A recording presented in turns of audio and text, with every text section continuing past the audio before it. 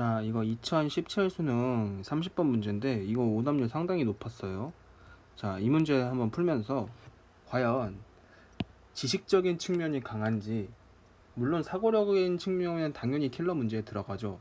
그렇지만 킬러 문제도 결국에는 본질적으로는 지식 싸움이다 라는 측면을 좀 부각하려고 이렇게 찍게 되었습니다. 자, 30번을 한번 봅시다. 다 풀 거 아니에요. 답 낼 것도 아니고 어떻게 개념이 쓰였는지만 볼 거예요. 지금 문제를 보니까 fx에 대해서 지금 막 설명이 나온 거죠. 가나다가 결국엔 fx인데 그 fx는 gx를 통해서 정의가 되네요. 4차 함수고. 그럼 가족권을 통해서 보니까 x-a랑 fx를 곱해서 gx가 됐어요. 그런데 나에서 보면 지금 fx는 극대, fx의 극대를 물어보죠. 그럼 결국에는 이 문제의 초점은 fx로 맞춰야겠네요. 그러면 가번을 보고 fx를 x 빼기 a분의 gx라고 써야겠죠. 그걸 통해서 왜 나를 해석하려면 어차피 fx의 식이 필요하니까 나에서 극대 극소는 기본적으로 미분 아니에요? 근데 이거는 x가 a보다 큰 데서 정의된 거고 지금 fx를 미분을 해야죠. 극대니까 극대 극소와 미분. 그런데 극대 극소가 미분만 있는 거 아니라고요. 여기서 지식적인 측면이 하나 추가되죠. 일단 첫 번째, 아주 기본적인 거지만 극대 극소는 미분과 연결된다. 두 번째, 극대 극소는 미분과 연결되지 않을 수 있다. 두 가지죠. 두 가지 측면 다 생각할 수 있어야 됩니다. 하지만 우리가 문제를 풀면서 보편적으로는 극대 극소는 미분과 연관해요. 그렇기 때문에 이 문제도 미분을 합니다. f'x는 그럼 몫의 미분이죠. f'x는 x 빼기 a의 제곱분의 g'x x 빼기 a 빼기 gx예요. 그럼 그게 알파 베타를 넣었을 때 빵이 돼야 될 거 아니에요. 일단 극대든 극소든 넣으면 극값이니까 빵이 돼야겠죠. 그럼 따라서 g 프라임 알파 빼기 a 빼기 g 알파는 빵이고 g 프라임 베타 빼기 a 빼기 g 베타는 빵일 거예요. 그죠? 자, 이렇게만 보면 아마 여기서 많이 막혔을 것 같아요. 여기 이 측면만 보면 뭐야 이게 어쩌라고 이렇게 된단 말이죠. 자, 그런데 이게 결국에는 동일한 극대값을 가져야 된다라고 했죠. 그럼 극대값에 대한 정보도 준 거예요. 나번은 이것만 준 게 아니라 극대값에 대한 정보도 줬기 때문에 극대값을 대입해 봐야죠. 알파 빼기 a분의 g 알파 이퀄 베타 빼기 a분의 g 베타라는 거죠. 여기서 지식적인 측면이 나오죠. 이걸 보고 어떤 생각이 들어야 되냐면 얘 기울기구나. 안 된다고요? 그러면 공부가 덜 된 거예요. 그죠? 지식적인 측면이라니까요. 이게 a,0과 알파, g 알파의 기울기, a,0과 베타, g 베타의 기울기가 같다라는 거잖아요. a,0과 알파, g 알파의 기울기 그리고 a,0과 베타, g 베타의 기울기가 같다라는 거죠. 그럼 결국 a,0이 필요하고 알파, g 알파, 베타, g 베타라는 측면이 필요하겠네요. 그럼 그래프를 결국에는 그래프로 해석을 해야겠네요. 여기가 a,0이면 여기가 a,0이면 어딘가 gx 위에 알파, g 알파, g 베타 위에 베타, g 베타가 있을 거란 말이에요. 근데 그 기울기가 어떻다고요? 같아요. 그런데 그게 극대죠. 결국에는 fx의 정체는 a,0과 x, gx 사이의 기울기였는데 이때 여기서 최대가 된다니까요. 자, 최대 최소. 기울기를 그을 때 최대 최소는 결국에는 특별한 점에서 나오죠. 그 특별한 점이 어디예요? 접할 때의 접점이죠. 결국 이때가 접할 수밖에 없어요. gx 그래프가. 지금 여기서 극대를 해석하는데 미분을 썼나요? 방금 건 미분 안 썼죠. 이렇게 해석할 수도 있어야죠. 그죠? 이게 이런 데서 극대극소의 지식적인 측면이 알고 있는 사람과 모르고 있는 사람이 차이가 나는 거죠. 만약에 극대극소를 미분이라고만 알고 있었다면 여기서 이런 생각하기 힘들 거예요. 특히 시험장에서. 그런데 이미 극대극소를 학습하면서 이 극대극소가 사실은 미분과는 관계가 없는 개념이다. 미분과 연관돼서 생각하는 경우는 우리가 미분 단원에서 극대극소를 배우기 때문에 미분과 연관한 거지 극대극소 자체는 미분과는 큰 연관이 없다는 거를 알고 있는 학생은 이 문제를 바라보는 시야가 자체가 달라진다고요. 그렇겠죠. 여기서 지식적인 측면이 나온 거예요. 지금 극대극소를 해석해서 이렇게 이런 식으로 대략적으로 그래프가 될 거라는 걸 예측하고 가는 속도에서 차이가 난단 말이에요. 그죠? 그러면 이때 이 기울기가 m이기 때문에 이 직선은 y는 m의 x 빼기 a라는 직선이 되겠네요. 그럼 이게 gx라는 거잖아요. gx. 아, 직선과 지금 직선과 4차 함수가 접하는구나. 자, 근데 지금 4차 함수를 제가 이렇게 그렸지만 여기가 어떻게 될지 몰라요. 4차 함수 개형 4가지 있죠. 그 저번에 그 22 예비 시행하면서 4차 함수의 개형, 3차 함수의 개형 암기하고 있어야 된다고 했는데 여기도 지금 4차 함수 개형 중에 그냥 아무거나 한 개를 쓴 거예요. 저는 4차 함수 개형 4가지 있죠. 4가지 있죠. 근데 여기서 필요할지 아닐지는 몰라요. 그건 보류해 둡시다. 그럼 어쨌든 gx에서 m의 x 빼기 a, 결국엔 우리는 식을 세워야 되잖아요. 다항함수를 식으로 표현할 수 있어야죠. 이것도 지식적인 측면이죠. 그냥 교과서 문제잖아요. 다항함수, 4차 함수가 직선에 접할 때 우리는 식으로 어떻게 표현하냐. 아, 중근을 2개 갖는구나. 알파, 베타로. 하지만 지금 최고 차이 개수가 마이너스 1이기 때문에 마이너스를 붙여주는 거죠. 이렇게 식 표현 하나 하는 거. 이 점이 알파고 이 점이 베타라는 거죠. 그리고 자, 그러면 이제 여기까지 하면 가조건 다 끝난 거 아닌가요? 네. 아, 나조건까지 끝난 거죠. 다조건 봅시다. 다조건은 지금 fx가 극대 또는 극소가 되는 x의 개수라고 했죠. 이거는 사실 뭐예요? fx가 극대 또는 극소가 된다는 건 fx가 극값을 갖는 개수라는 거죠. fx가 아까 정체가 뭐였죠? a, 0과 x, gx 사이의 기울기였잖아요. 그럼 그 기울기가 극대 또는 극소가 된다는 게 무슨 말이에요? 결국에는 이 기울기가 최대로 작아지거나 최소로 다시 최대 최소죠. 그건 극대 극소는 만약에 기울기가 작아지다가 계속 작아지다가 갑자기 커져요. 그럼 극소죠. 그 점이. 그런데 기울기가 계속 커지다가 작아지면 그 점이 극대가 되는 거죠. 지금 우리가 알파랑 베타에서는 극대를 갖는다는 건 알고 있어요. 그럼 극소는 어디서 가질까요? 지금 제가 그래프를 이렇게 그렸는데 극소가 있어요? 이렇게 그리면? 극소가 없죠. 왜냐면 이 그래프는 4차 함수기 때문에 마이너스 무한대로 가면 쭉 마이너스로 갈 거예요. 여기선 접선을 그릴 수 없죠. 이 마이너스 부분에선 접선을 그릴 수 없죠. 그럼 무조건 양수 부분에서 접선을 그려야 되는데 접선을 그을 것도 없이 가장 기울기가 작아지다 커지는 부분이 생기지가 않죠. 왜냐면 생기는군요. 생기네요. 생기죠. 여기서 하나 생기죠. 이렇게 생기겠네요. 기울기가 점점 작아지다 커지는 이 점. 여기가 반드시 극소가 되겠죠. 네, 극소가 됩니다. 그러면 2개를 갖는 거네요. 2개 갖겠네요. 2개. 그럼 결국에는 답원이 복잡하게 나온 것 같지만 fx가 극대 또는 극소를 갖게 되는 x의 개수는 2개네요. 그냥. 그럼 gx가 극대 또는 극소를 갖는 x의 개수는 그거보다 이게 많아야 되는 거죠. 그러면 얘는 1개 이하네요. 1개 이하. 그런데 gx는 뭐예요? 지금 gx 뭐예요? 4차 함수죠. 4차 함수 극값은 1개? 최소한 1개다. 그럼 몇 개라는 거예요? 1개라는 거죠. gx. 여기서 어떤 지식세였어요?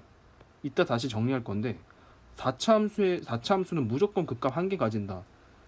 최소 1개 가진다. 이 지식을 알고 있으면 이 문제 해석이 굉장히 깔끔하죠. 이거 그런가? 긴가민가? 이런 사람들은 여기서 시간 또 쓸 거예요. 여기서 또 그 속도 차이가 나는 거죠. 그럼 결국에는 이놈 지금 이놈 gx가 극값이 1개다.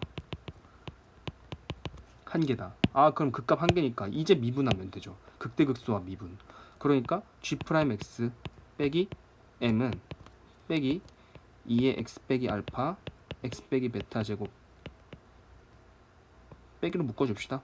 플러스 2의 x 빼기 알파의 제곱 x 빼기 베타 이렇게 되겠네요. 그럼 따라서 g'x는 g'x 빼기 m은 빼기 2 x 빼기 알파 x 빼기 베타 제곱 빼기 2 x 빼기 알파 제곱 x 빼기 베타가 되는 거죠. 그죠? 그런데 이 그래프가 g'x랑 G 프라임 X의 극값이 몇 개가 돼야 돼요? 한 개가 돼야 되죠. 한 개가 돼야 되죠. 그럼 따라서 이 그래프 빼기 2 x 빼기 알파 x 빼기 베타 제곱 그리고 빼기 2 x 빼기 알파 제곱 x 빼기 베타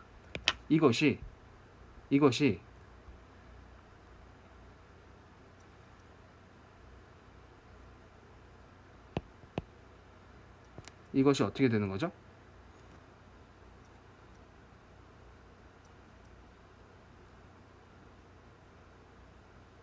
네, 계산 맞게 했죠? 네. 빼기 2 x 빼기 알파 x 빼기 베타 그리고 x 빼기 알파 플러스 x 빼기 알파 플러스 x 빼기 베타가 되는 거죠. 네. g 프라임 x가 이렇게 되겠네요. g 프라임 x 그럼 따라서 g 프라임 x라는 거는 빼기 2 x 빼기 알파 x 빼기 베타 그리고 2x 빼기 알파 빼기 베타 더하기 m이 되는 거죠. 이것이 빵이랑 만나는 이 점의 개수, 이 실근의 개수가 몇 개라는 거예요. 한 개 가져야 되는 거죠. 실근 한 개. 그럼 따라서 결국에는 우리는 2의 x 빼기 알파 x 빼기 베타 곱하기 2x 빼기 알파 빼기 베타가 라지 m과 만나는 실근이 한 개가 돼야 된다는 거 아니에요? 그럼 이거는 실근은 그래프로 해석하잖아요. 알파 지금 2분의 알파 더하기 베타가 있을 때 3차 함수는 이렇게 되고 그 실근 y는 m이 이렇게 되는데 한 개 만나려면 이렇게 돼야 되죠. 근데 여기까지 가능하죠. 근데 그런 m의 지금 뭘 구하는 거예요? m의 최소값 구하는 거죠. 그럼 m의 최소값은 여기 접할 때겠네요. 접할 때. 그럼 이 점의 좌표 구해야죠. 여기서 또 막히는 사람이 있어요. 이거 c가 어떻게 돼요? 그런데 조건이 또 있죠. 베타 빼기 알파가 6루트 3이죠. 이 길이 6루트 3이잖아요. 3차 함수의 특징을 알고 있는 사람은 굉장히 쉽게 풀 수 있죠. 왜냐면 얘가 어차피 6루트 3이고 최고차의 개수가 얼마예요? 최고차의 개수 2죠. 개수 2. 그럼 얘 사실 이 가운데 점 원점으로 둬도 되는 거 아니에요? 이 생각을 어떻게 합니까? 라고 질문을 한다면 3차 함수의 대칭성과 그리고 평행이동에 대한 개념을 알고 있다면 이거 원점으로 두는 거 어렵지 않을 거예요. 즉 이 그래프는 이거랑 똑같죠. y는 m이란 직선은 x축으로 평행이동해도 y는 m이에요. 그렇지만 이 그래프 2의 x 빼기 알파 곱하기 x 빼기 베타 곱하기 2x 빼기 알파 빼기 베타라는 그래프는 이거를 2분의 알파 더하기 베타만큼 x축의 음의 방향으로 평행이동 시켜주면 이게 원점이 되고 여기가 빼기 3루트 3이 되고 여기가 3루트 3이 되겠죠. 이렇게 놓고 풀면 식수역이 굉장히 수월해지지 않아요? 알파 베타 달고 다니는 거랑 그래서 베타 빼기 알파 6루트 3을 이용하는 거랑 얘랑 비교해 보세요. 난이도 차이가 엄청 난다고요. 이게 계산해서. 그러면 얘가 이거는 지금 식을 어떻게 쓸 수 있어요? 이 그래프는 y는 2에 x 빼기 3루트 3 x 더하기 3루트 3 곱하기 x잖아요. 그거랑 뭐랑 만나는 점이에요. 그 점에 이것의 극대값만 구하면 되죠. 이거는 그냥 교과서 문제잖아요. 그죠? 교과서 문제가 된다고. 이러면 끝난 거예요. 그냥. 자, 지금 보세요. 이 문제를 풀면서 어떤 지식적인 요소가 쓰였나 봅시다. 그리고 한 가지 더 언급을 할 게 아까 맨 처음에 요거 풀 때 있죠? 요거 해석할 때 지금 저는 극대에 그냥 정의로 했어요. 하지만 만약에 시험장에서 그게 생각이 안 들어요. 그냥 극대 극소와 미분밖에 생각이 안 들어서 미분에만 꽂혀서 계속 이 식을 관찰했다 칩시다.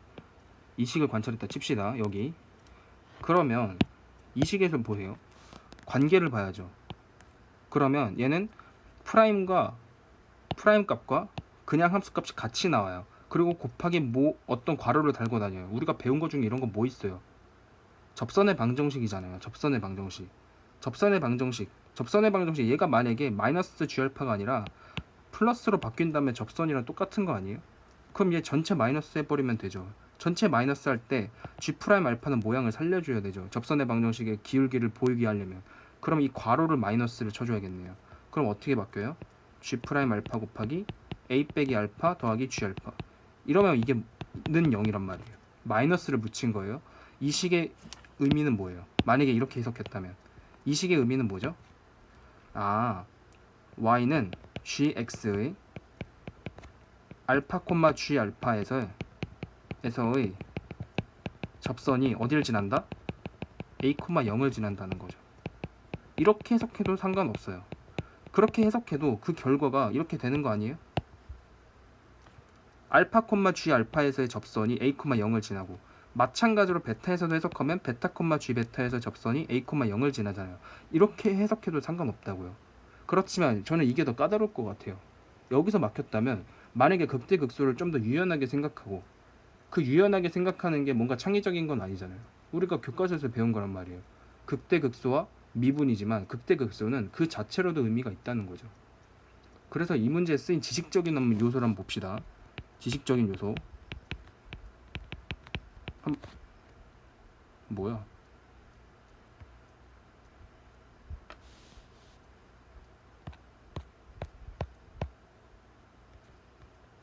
이거 왜 꺼져? 자, 지식적인 요소 한번 봅시다.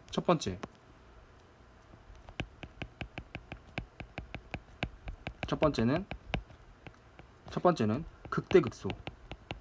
극대극소는 미분도 있지만 원래 우리가 미분으로 하지만 그 정의 자체도 중요할 때가 있고 이 문제에서는 정의에 좀 더 힘을 싣고 싶어요.